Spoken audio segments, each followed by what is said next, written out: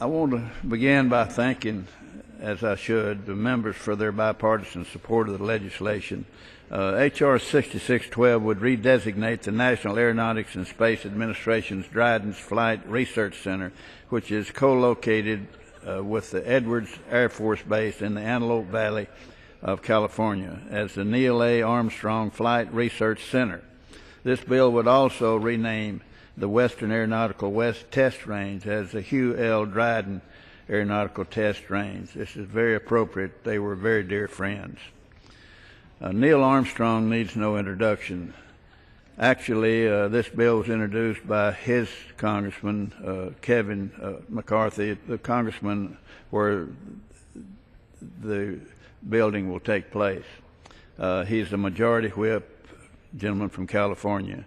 But Neil Armstrong absolutely needs no introduction. He's an iconic American hero and one of the most humble men I've ever met. He was quiet, thoughtful, and deliberate, choosing his words carefully, whether testifying before a congressional committee, giving a speech, or sharing a quiet moment with a friend. He did not exaggerate and always gave recognition to the teams of engineers, technicians, and scientists at NASA and in industry when speaking about the success of Apollo 11 mission. He refused to take personal credit for his accomplishments. Naming the Flight Center after Neil is very appropriate. After graduating from college, Neil joined NASA's predecessor agency, the National Advisory Council on Aeronautics, and soon found himself as NASA's high-speed flight station located at Edwards, which would in time become the Dryden Flight Research Center. He spent 7 years there flying a variety of new design and high-performance aircraft, including 7 flights at the control of the X-15. Neil was a good friend and is sorely missed by me and by all the people he touched during his long and active life. He's survived by his wife, Carol, his 2 sons, Mark and Rick, a stepson and a stepdaughter, 10 grandchildren, and a brother and sister. The bill also names the Western Aeronautical Test Range after Dr. Hugh L. Dryden.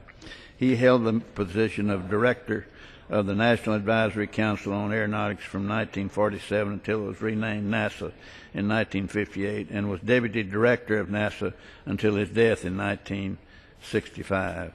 Dr. Dryden did pioneering research of airfoils near the speed of sound and the problems of airflow and turbulence.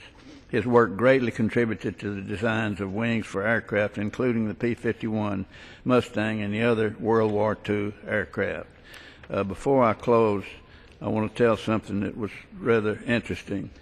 President Clinton, I think is on the 25th anniversary, invited Neil to speak, knowing that he probably wouldn't speak because he had indicated he would not.